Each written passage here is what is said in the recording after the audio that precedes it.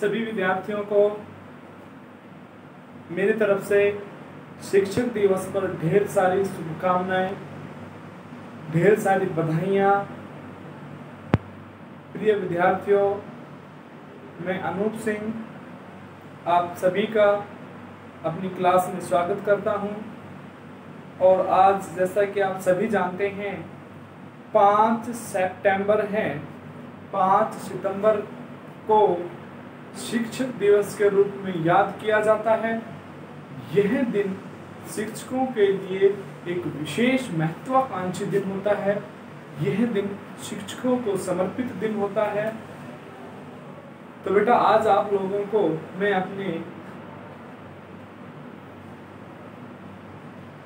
अपनी वाणी से आपको कृतार्थ करूंगा या आपको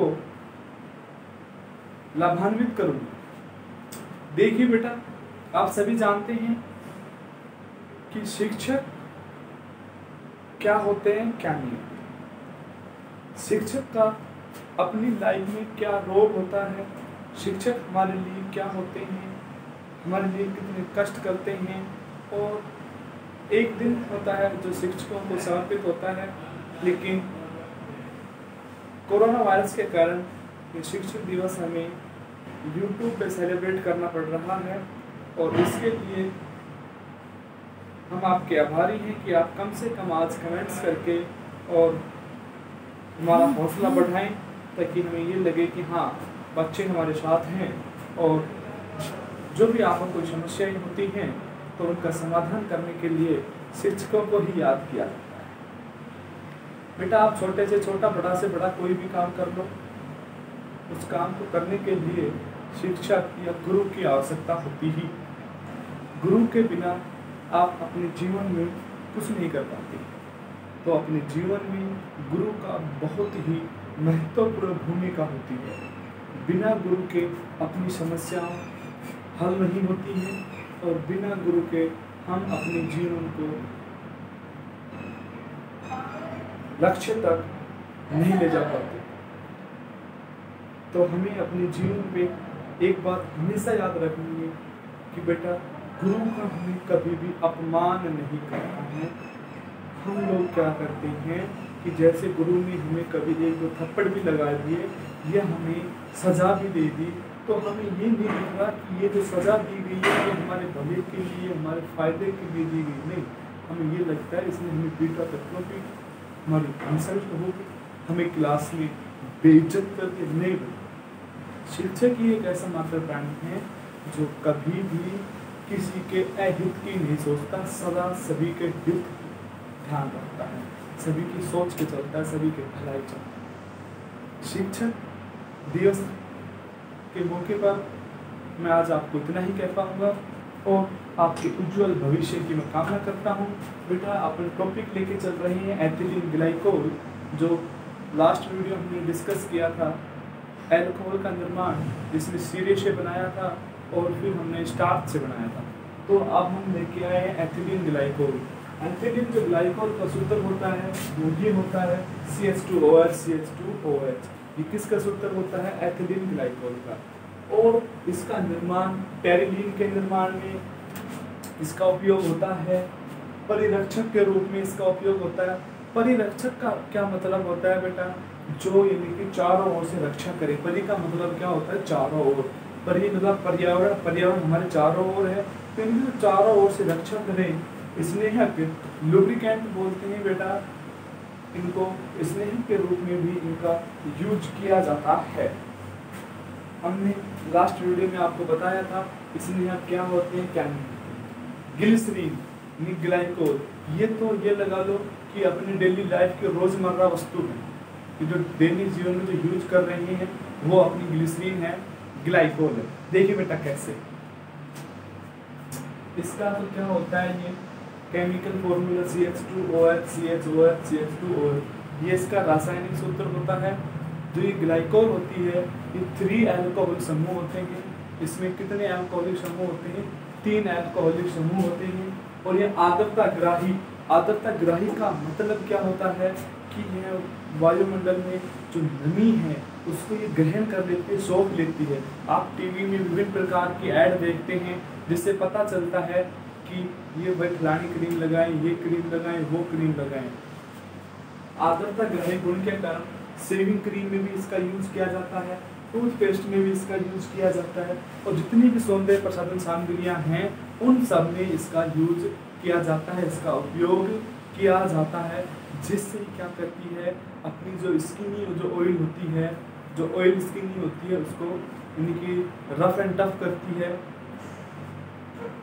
प्रतिहिम के रूप में एंटी फ्रीजिंग बोलते हैं इसको। प्रतिहिम को क्या बोलते हैं? Anti freezing. एंटी फ्रीजिंग के रूप में कार में रेडिएटर लगे होते हैं, वो रेडिएटर क्या करते हैं, जो इंजन होता है कार का उसको कूलिंग करने का काम करते हैं, ठंडा रखने का काम करते हैं, जिसे हम एंटी फ्रीजिंग बोलते हैं। प्लास्टिक और कृत्रिम रेशे, जो प्लास्टिक होते हैं, जो कृत्रिम रेशे होते हैं, कृत्रिम रेशे क्या होते हैं? जो मैन मेड होते हैं, जो मानव से निर्मित होते हैं, उन सब में इनका उपयोग किया जाता है।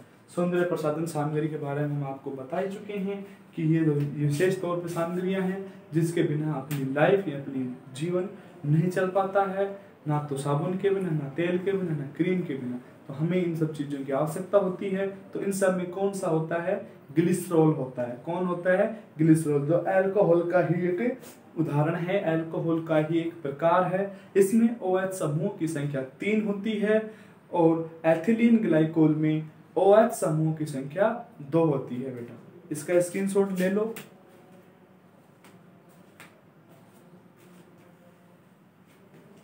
स्क्रीनशॉट ले लो बेटा। अब जैसा कि आपने स्क्रीनशॉट ले लिया तो हम आपको एक खुशखबरी दे देते हैं। खुशखबरी ये है कि अपना अल्कोहल टॉपिक क्लियर हो गया है, जो कि अल्कोहल एक तरफ है और फिनोल ईथर एक तरफ है। चैप्टर का इतना बड़ा पार्ट हमने पढ़ लिया है। अब हम आज जो स्टार्ट करेंगे वो टॉपिक है फिनोल। टॉपिक क्या है बेटा? फिनोल की स्टडी करेंगे आज हम। हमने आपको पहले जनरली बातें बता रखी हैं फिनोल की कि यदि OH समूह सीधा एरोमेटिक बेंजीन वलय से जुड़े तो वो क्या होती है? फिनोल होती है।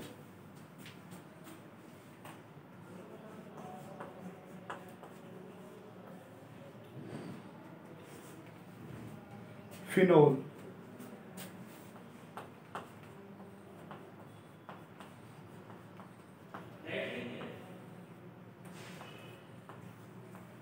एरोमेटिक वलय से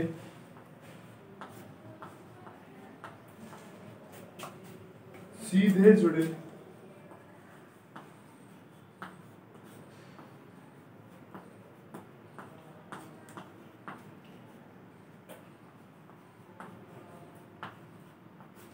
OH समूह, एरोमेटिक वलय से सीधे जुड़े OH समूह, यानी जो कार्बोक्सिलिक समूह होते हैं वो सीधे किससे जुड़े?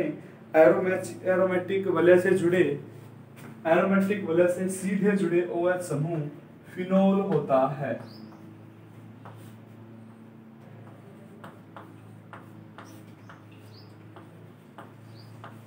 क्या होता है बेटा?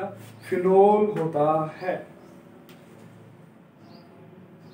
सबसे बड़ी बात जो ध्यान देने योग्य है वो क्या है कि सामान्य पद्धति और आयुपैक पद्धति, सामान्य नामकरण और आयुपैक नामकरण, जो IUPAC नामकरण है, उन दोनों पद्धतियों ने इस नाम को फिनोल ही स्वीकार कर लिया गया है। फिनोल ही स्वीकार कर लिया गया है। जैसे हमने देखा कि मैथेनॉल या एथिलीन ग्लाइकोल है, इसका IUPAC नाम क्या होगा भाई? क्या होगा? एथेन 1,2 डाइऑल होगा एथिलीन ग्लाइकोल का। तो लेकिन फिनोल का सामान्य नाम भी फिनोल ही है, IUPAC नाम भी फिनोल ही रहेगा, ये ध्यान रखना है। सामान्य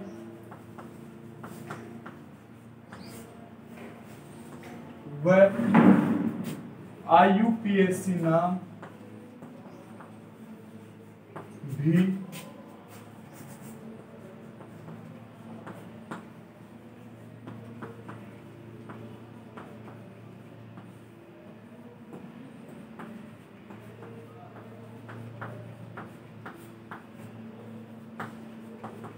सामान्य व IUPAC नाम भी क्या होता है, फिनोल ही होता है। क्या होता है बेटा, फिनोल ही होता है। सामान्य नाम लिख लो चाहे IUPAC नाम लिख लो, वो सब इसको स्वीकार किया गया है, फिनोल। अब उनसे जुड़े हुए क्रियात्मक समूह या प्रतिस्थापी समूह के आधार पे अलग अलग नाम लिख सकते हैं। जैसे बेंजीन से सीधे कौन जुड़े, OH समूह जुड़े। बेंजीन वाले से सीधा कौन जुड़े, OH। तो इसका सामान्य और IUPAC नेम, सामान्य और IUPAC नेम दोनों ही क्या होंगे, फिनोल होंगे। क्या होंगे बेटा, फिनोल होंगे। क्या होंगे, फिनोल होंगे। ठीक है। अच्छा, तो यहां पर लिख देता हूं मैं सामान्य नाम, और यहां पर IUPAC नाम,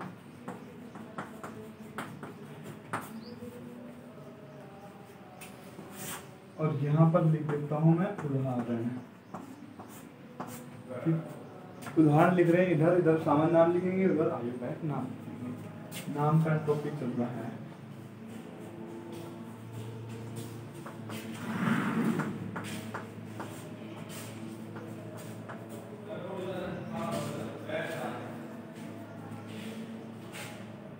अब हम इसका क्या पढ़ेंगे बेटा, नामकरण।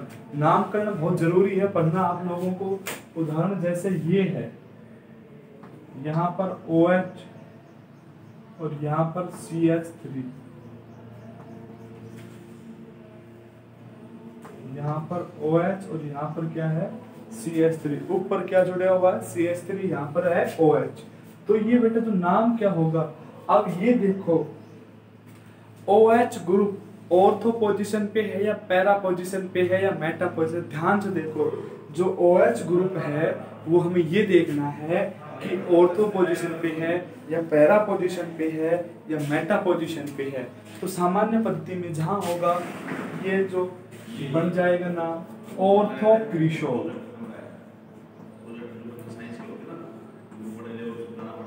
ऑर्थोक्रिशोल क्या हो गया इसका नाम, इसका नाम हो गया बेटा ऑर्थोक्रिशोल। अब इसका जो IUPAC नाम होगा, जो IUPAC जो नामकरण होगा वो क्या होगा, 2-मेथिल। क्या होगा, 2-मेथिल। मेथिल क्यों होगा, क्योंकि हमें जो क्रियात्मक समूह है उसकी तरफ से हमें इसकी नंबरिंग करनी पड़ेगी। तो नाम क्या हो जाएगा, 2-मेथिल फिनोल, 2-मेथिल फिनोल। अब यदि आगे देखिए,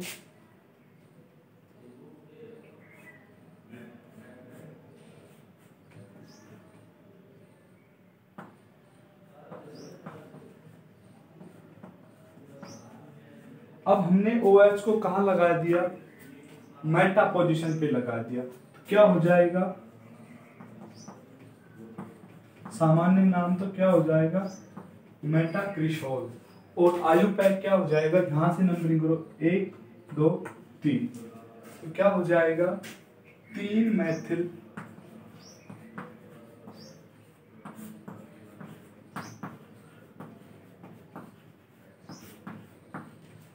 नंबरिंग हम वहां से करेंगे जहां से क्रियात्मक समूह को कम से कम अंक मिले। तो 1 2 3 4 5 6, 6 कार्बन हो गए, और 6 के 6 कैसे चक्रीय रूप में है, चक्रीय रूप में है तो इसे हम क्या कहते हैं, फिनोल कहते हैं। क्या कहते हैं बेटा, फिनोल कहते हैं।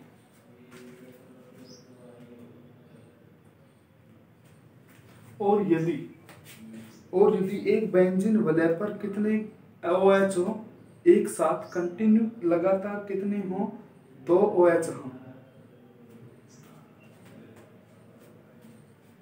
जैसे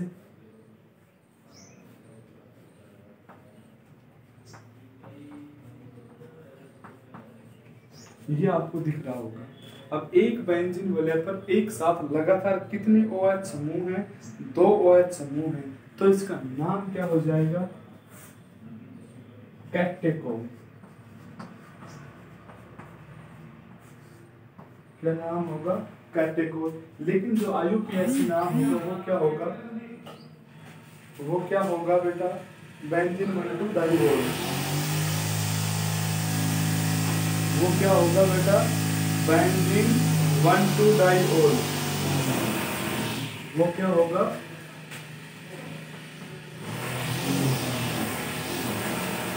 बेंजीन 1,2-डाइओल। बेंजीन 1,2-डाइओल, ये इसका IUPAC नाम हो जाएगा बेटा। ठीक है बेटा। अब और हम एग्जाम्पल लेके चल रहे हैं, जैसे यदि इस बेंजीन वाले पर कितने OH आ जाएं, 3 आ जाएं। कितने OH आ गए भाई, पहले 2 OH थे, अब कितने OH आ गए, 3 OH आ गए। तो क्या हो जाएगा, हाइड्रोक्सीक्विनोल।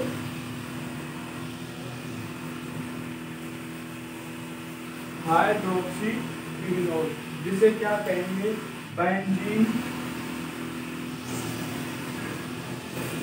1, 2, 3 ट्राइओल। क्या कहेंगे, बेंजीन 1, 2, 3 ट्राइओल। ठीक है बेटा। और यदि एग्जाम्पल अलग अलग पोजीशन पे हों, औरतों पे अलग, मेटा पे अलग, पैरा पे अलग, है ना। यहाँ पर OH, यहाँ OH और यहाँ OH, अगर इस तरीके से हो, अगर इस तरीके से हो, इस तरीके से हो, तो इसका नाम क्या होगा, क्लोरोग्लिसरॉल। क्या होगा, क्लोरोग्लिसरॉल।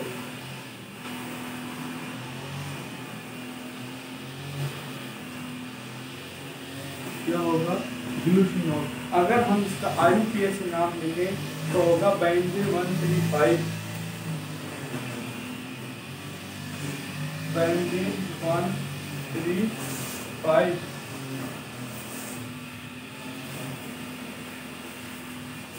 ट्राइओल। क्या हो जाएगा, बेंजीन 135 ट्राइओल, ये इसका नाम हो जाएगा। ठीक है बेटा, आप इसका स्क्रीनशॉट ले लो।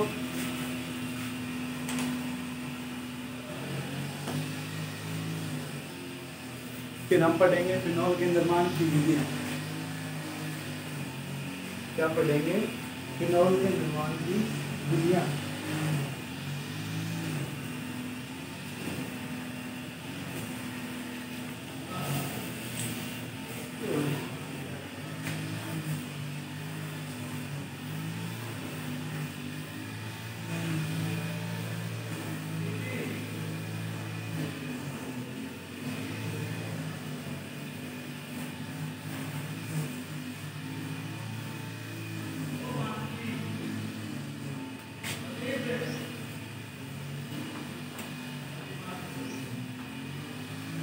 फिनॉल के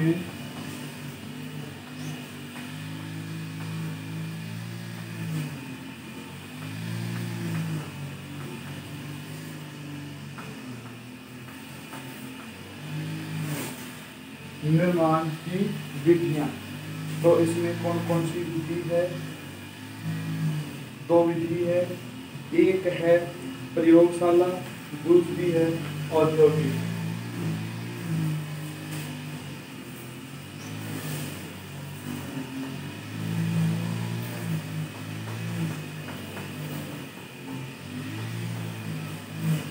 प्रयोगशाला विधि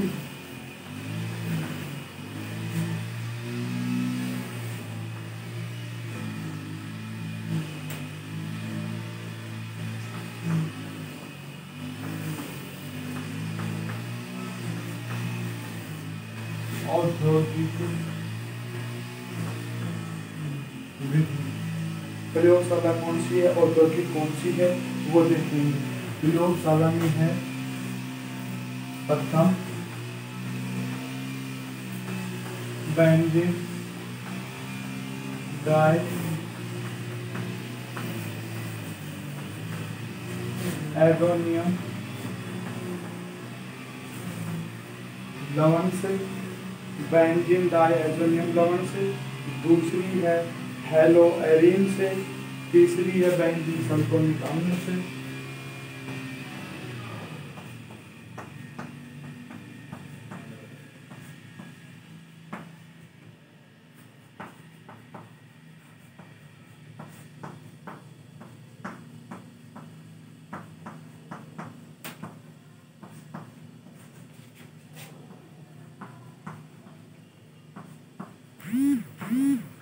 बेंजीन सल्फोनिक अम्ल से, चौथी है सैलिसिलिक अम्ल से, पांचवी है गर्नियर अभिकर्मक से।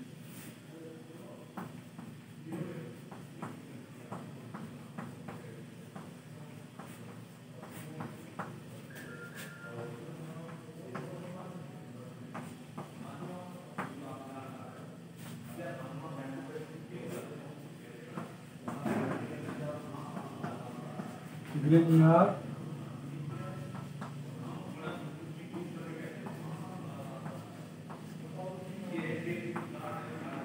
ग्रिग्नार अभिकर्मक से। कैसे पढ़ेंगे बेटा? ग्रिग्नार अभिकर्मक से हम 5 विधियों का अध्ययन करेंगे। और जो है औद्योगिक विधि, इसमें भी कुछ विधियां हैं जिसका हम डिस्कस करेंगे। पहली है क्यूमीन से,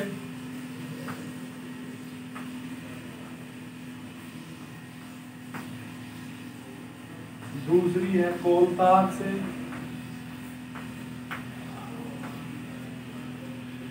तीसरी है बेंजीन के ऑक्सीकरण से,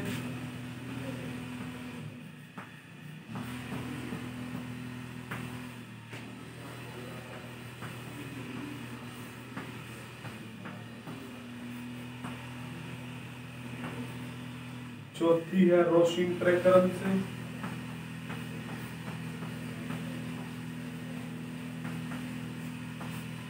पांचवी है डाउ प्रकरण।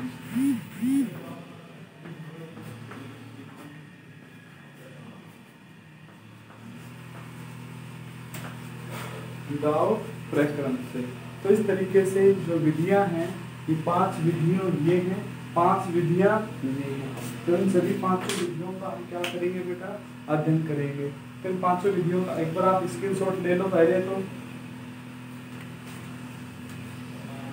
बेटा पेन कॉपी साथ लेके बैठा करो, साथ साथ लिखते हुए भी चला करो, ताकि आपको नोट्स बनाने में कोई भी प्रॉब्लम नहीं आए। वरना फिर आप ये कहते फिरोगे सर हमारे नोट्स कंप्लीट नहीं है, हमारा ये कंप्लीट नहीं है। ठीक है, अगर आपको कोई भी कैसी भी समस्या आती है बेटा लोगों, आप हमसे कांटेक्ट किया करें, आप हम तक बात पहुंचाएं अपनी, ताकि हम आपकी बात को, जो आपके प्रश्न होते हैं उनका हम जवाब दे सकें। और आपकी समस्या का समाधान करना ही हमारा नैतिक कर्तव्य है।